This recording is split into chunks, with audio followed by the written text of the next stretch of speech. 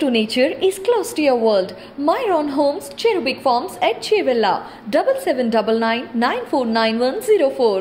ఒక మహిళ చండీగఢ్లో పుట్టి విశాఖపట్నం శివారులో ఒక ఫౌండేషన్ ఏర్పాటు చేసి ఎంతో మందికి ఆదర్శప్రాయంగా నిలుస్తున్నారు.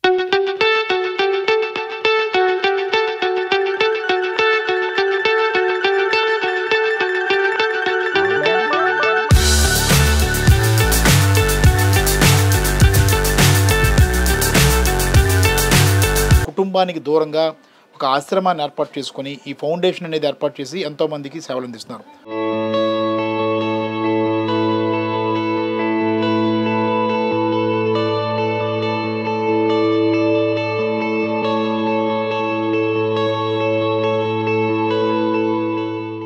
Welcome to I dream. నా పేరు ప్రసాద్.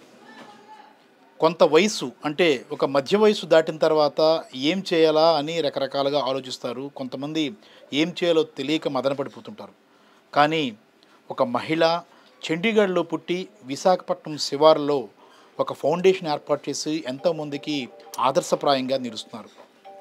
ఇచ్చా ఫౌండేషన్ అనేది ఇప్పుడు విశాఖపట్నం దగ్గరలోని అనకాపల్లి జిల్లాలో ఒక ప్రత్యేక ప్రాధాన్యత సంతరించుకుంది. ఎన్నో సేవా కార్యక్రమాలు చేయడంతో పాటు ఎంతోమందికి ఆదర్శంగా నిలుస్తున్నారు మహిళ. ఆమె పేరు మధు. ఆమె భర్త నేవీలో ఉంటూ విశాఖపట్నంలో సేవలు అందిస్తున్నారు. నేవీకి గతంలో ఢిల్లీలోను ముంబైలో పనిచేశారు. ప్రస్తుతం విశాఖపట్నంలో ఉన్నారు. అయినప్పటికీ కూడా కుటుంబానికి దూరంగా ఒక ఆశ్రమాన్ని ఏర్పాటు చేసుకొని ఈ ఫౌండేషన్ అనేది ఏర్పాటు చేసి ఎంతోమందికి సేవలు అందిస్తున్నారు. మధు గారిని పరిచయం చేసుకుందాం. మేడం నమస్తే. మేడం మేడం మీరు ఇచ్చా ఫౌండేషన్ అని ఏర్పాటు చేశారు కదా, ఎందుకు ఇచ్చా అంటే ఏంటి? అదని మీనింగ్ ఇచ్చా అంటే హిందీలో డిజైర్. ఓకే. అంటే నాది డిజైర్ ఉంది ఇలాగా పిల్లలు పెంచడానికి. అండ్ ఆర్ఫన్ పిల్లలకి డిజైర్ ఉంది పేరెంట్స్ గురించి. సో దానికోసం ఇచ్చా ఫౌండేషన్ పేరు పెట్టాను. రైట్. అంటే మీరు చండీగఢ్లో పుట్టానని చెప్పారు, కానీ ఆ చండీగఢ్ను వదిలి మీ హస్బెండ్ ఆల్రెడీ ఎంప్లాయీగా ఉన్నారు, నేవీలో పనిచేస్తున్నారు, మీరు ఇంత దూరం వచ్చి ఇక్కడ ఎందుకు ఇలా ఫౌండేషన్ ఏర్పాటు చేయాల్సి వచ్చింది? అంటే నాది బర్త్ ప్లేస్ చండీగఢ్, కానీ నాది పర్వరిష్ అన్నీ ఢిల్లీ అండ్ ముంబై రెండు ప్లేసెస్లో. నా ఫాదర్ కూడా civilian in the Indian Navy. Okay. So my father also transferable job. So na the first 6 years Delhi lo education chesanu. Okay. Next half Mumbai lo. And akkada nadi husband Indian Navy lo untaru. So పెళ్లి చేసిన తర్వాత ఇక్కడ 89లో ఇక్కడ posting వచ్చింది. ఇక్కడ Visakhapatnam. And నేను actually fashion designing ప్రొఫెషన్లో ఉన్నాను. ఓకే. అప్పుడు సో ఇక్కడ వచ్చి ఎవ్రీ 3 years ట్రాన్స్ఫర్ అవుతుంది. మళ్ళీ నాకు బిజినెస్ వేరే ప్లేస్లో ఎస్టాబ్లిష్ చేయాలి. హస్బెండ్ అక్కడ ఉంటే అక్కడ ఇలాగా 89లో ఇది 3rd పోస్టింగ్. నాది బిజినెస్ స్టార్ట్ అయిపోయిన తర్వాత 3rd పోస్టింగ్ టైంలో నేను నా హస్బెండ్కి చెప్పాను, ఇప్పుడు మళ్ళీ ట్రాన్స్ఫర్ అయిపోతే అంటే నాకు మళ్ళీ రీఎస్టాబ్లిష్ చేయడానికి చాలా ఇబ్బంది అవుతుంది. వీళ్ళు చాలా సపోర్ట్ చేసి చెప్పాడు, పర్వాలేదు మీరు అక్కడే సెటిల్ అవుతున్నాను. సో 89లో వచ్చి ఇప్పుడు ఆల్రెడీ 35 years అవుతుంది ఐ థింక్ విశాఖపట్నం వచ్చి. 18 years నేను అక్కడ బిజినెస్ చేశాను. దాని తర్వాత నాకు 10 years తర్వాత కొంచెం లోపల నుంచి బాగా సాటిస్ఫాక్షన్ లేదు. సో అదే ఏమవుతుంది అంటే అప్పుడు ఆలోచన వచ్చింది, అంటే నాకు ఈ ఆర్ఫన్స్ తర్వాత ఓల్డ్ ఏజ్ పీపుల్ దానికి సహాయతం కోసం సంథింగ్ చేయాలి. అప్పుడు నేను నాది బిజినెస్ డొనేట్ చేశాను అది మా టైలర్కి. 18 years వీళ్ళు నాతోటి పని చేశాడు. మళ్ళీ సడన్గా మూసేస్తే వీళ్ళు అన్ఎంప్లాయిడ్ అయిపోతుంది. సో నేను వాళ్ళకి కీస్ ఇచ్చి చెప్పాను, మీరు హ్యాండిల్ చేసి నాకు దీంట్లో ₹1 వద్దు. అండ్ నేను అక్కడ భాగవతుల్లా చారిటబుల్ ట్రస్ట్ ఉంది, అక్కడ నేను వాళ్ళకి ప్రొడక్షన్ సెంటర్ ఓపెన్ చేశాను. అక్కడ ఫౌండర్ పరమేశ్వరరావు గారు ఖాదీ ప్రమోట్ చేస్తారు. ఓకే. సో వీళ్ళు కూడా అదే they are also looking for the designer. Okay. So అదే నాది ప్రొఫెషన్ ఉంది. సో ఈ ఓన్లీ డిఫరెన్స్ అది కమర్షియల్ లేదు, ఇది సోషల్ సర్వీస్. ఇలాగా నేను ఇక్కడ 6 years వాలంటరీ సర్వీస్ చేశాను. అంటే మీరు యాక్చువల్గా మీ ప్రొఫెషన్ అంతా ఒక డిఫరెంట్ క్లైమేట్ అది. అంటే ఫ్యాషన్ డిజైన్ అనగానే ఒక రంగుల ప్రపంచం కదా అది. ఆ వాతావరణం డిఫరెంట్గా ఉంటుంది. కానీ ఒక్కసారిగా మీరు అంటే హెల్ప్, దీనికి సంబంధించి సేవ చేయాలి, హెల్ప్ చేయాలి అనే దీనిలోకి మారారు కదా. ఎందుకు, ఎప్పుడు మీరు ఇన్స్పైర్ అయ్యారు? ఏమైనా చూసి ఇన్స్పైర్ అయ్యారా? అంటే చూసి చాలా కేసెస్ చూసాను నేను. నాది ఓన్ ఇల్లు అక్కడ కిర్లంపూడి లేఅవుట్ బీచ్ రోడ్లో. సో ముందే నుంచి నాకు ఇలాగా లోపల నుంచి ఉంది. అంటే పువర్ పీపుల్కి, తర్వాత ఇది డెస్టిట్యూట్ లేడీస్కి హెల్ప్ చేయడానికి చాలా లోపల నుంచి డిజైర్ ఉంది. కానీ నేను ఆ టైంలో యంగ్ ఉంటాను, తర్వాత నేవీలో హస్బెండ్ పోస్టింగ్లో ఉంది. ఆ ఐడియా కొంచెం కింద పెట్టి కమర్షియల్ సైడ్లో వెళ్ళాను. మరి ముందే నుంచి ఉంది. కానీ ఇది 2-3 కేసెస్ నేను బీచ్ రోడ్లో ఆర్ఫన్ పిల్లలకి అంటే పేరెంట్స్ వదిలేసాడు. ఓకే. 8-9 year బాయ్, ఒక తర్వాత ఇంకా ఒక బాయ్కి పేరెంట్స్ చచ్చిపోయి మదర్ సిస్టర్ ఫ్యామిలీ పెంచుతుంది. అది జాలార్పేటలో. అక్కడ మార్నింగ్ వాకింగ్ టైంలో ఆ బాబు నాకు కనిపించింది. అది ఫుట్పాత్లో ఫిట్స్ వస్తుంది, ఎవరు సహాయతంకి ఫ్రంట్కి రావట్లేదు. సో నేను కార్లో పెట్టి హాస్పిటల్కి తీసుకెళ్తాను ఆలోచనలో ఉన్నాను. అప్పుడు వీళ్ళు ఫిట్స్ కంట్రోల్ అయిపోయి నేను అడిగాను, నువ్వు అక్కడ ఉంటావు, అది ఫుల్ స్టోరీ చెప్పాడు. అంటే నాది మదర్ సిస్టర్ నాకు పెంచుతారు, అండ్ నేను అక్కడ పోర్ట్ హార్బర్ ఉంది కదా, రోజు అక్కడ వెళ్ళి లేబర్ చేసి, లేబర్లో నాకు డైలీ వేజెస్ వస్తే, ఆ డైలీ వేజెస్ వస్తే అంటే నాకు భోజనం పెడతారు, లేకపోతే లేదు.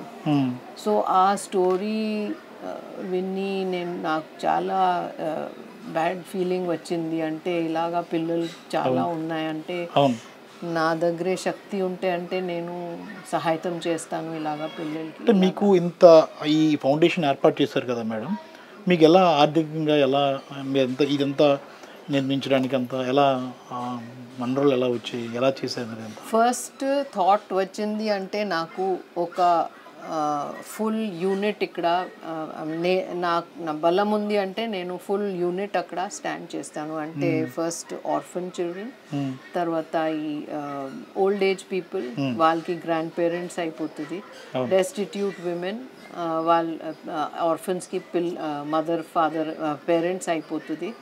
సో ఇలాగా ఆలోచన చేసి అక్కడ చాలా లోపల నుంచి ఫీలింగ్ వచ్చిన తర్వాత నాకు ఐడియా వచ్చింది, ఎప్పుడైనా స్టార్ట్ చేస్తే అంటే జస్ట్ మామూలు ఆర్ఫనేజ్ లాగా నాకు అస్సలు ఇష్టమే లేదు. ఓకే, పెంచాలి పిల్లలకి అంటే నాది బాబు ఉంది ఒకటే, ఇలాగా నేను మన బాబు ఇలాగా పెంచాను, సేమ్ కంఫర్ట్ సేమ్ స్టాండర్డ్ ఈ పిల్లలకి కూడా ఇవ్వాలి, లేకపోతే నేను స్టార్ట్ చేయను. అంటే మీ అబ్బాయిని మీరు ఎలా పెంచారో ఇక్కడ ఎవరైతే ఉన్నారో ఆర్ఫన్స్ కూడా అలాగే పెంచాలని నాది ఓన్ పిల్ల ఇలాగా నేను పెంచాను, ఇలాగై ఈ పిల్లలకి కూడా నేను ఆ స్టాండర్డ్ ఆఫ్ లివింగ్ ఇవ్వాలి.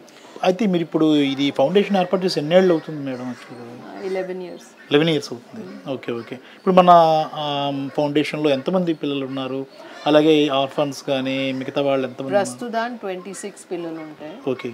అండ్ స్టార్ట్ చేసిన టైంలో నేను 3 పిల్లలతోటి నా ఇంటికి స్టార్ట్ చేశాను. కానీ అక్కడ పిల్లలు మోస్ట్లీ హ్యాండిక్యాప్డ్ పిల్లలు ఉంటాయి, చాలా ఎక్స్ట్రీమ్ 70% డ్యామేజ్డ్ పిల్లలు ఉంటే పేరెంట్స్ పుట్టిన తర్వాత వదిలేసాడు, అది బీచ్లో పారేసాడు. అంటే నాకు పేరెంట్స్ తెలియలేదు వీళ్ళకి, ఆ వీల్ చైర్ చిల్డ్రన్కి.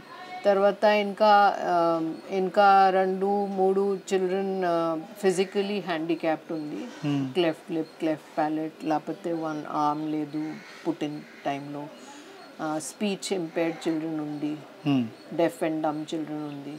సో అండ్ 70% చిల్డ్రన్కి ఫిజికల్ అండ్ మెంటల్ డ్యామేజ్ ఉంది, అండ్ 30% అది పేరెంట్స్ తోటి ఉంది పిల్లలు, అది నా స్టాఫ్ పిల్లలు.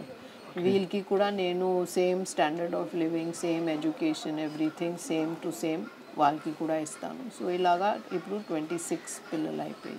అంటే మీరు 12 ఇయర్స్ నుంచి నడుపుతున్నారు. మీ అంతకుముందు మీరు ఫ్యాషన్ డిజైనింగ్లో అంటే బిజినెస్ చేశారు. అక్కడ మీకు హ్యాపీగా ఉందా? మీరు ఇక్కడ ఫౌండేషన్ పెట్టాక హ్యాపీగా ఉందా? ఏది ఇష్టం మీకు? ఇది డెఫినెట్గా ఇది నాది ఎక్స్ట్రీమ్ హ్యాపీనెస్ ఇక్కడ ఉంది. నాది బెస్ట్ ఫేజ్ ఆఫ్ లైఫ్ ఇప్పుడు అవుతుంది, జరిగింది. ఫ్యాషన్ డిజైనింగ్లో స్టార్టింగ్ టైంలో చాలా హ్యాపీ ఉంటాను, తర్వాత చాలా హార్డ్ వర్క్ కూడా చేశాను అది బిజినెస్ పెంచడానికి. కానీ ఆ హ్యాపీనెస్ అండ్ ఈ హ్యాపీనెస్కి కంపారిజన్ లేదు. అంటే ఇది ఓన్లీ గివింగ్, అక్కడ ఓన్లీ టేకింగ్. అక్కడ టేకింగ్ తీసుకోవడం, ఇక్కడ ఇవ్వడం, అక్కడ taking and no time to enjoy.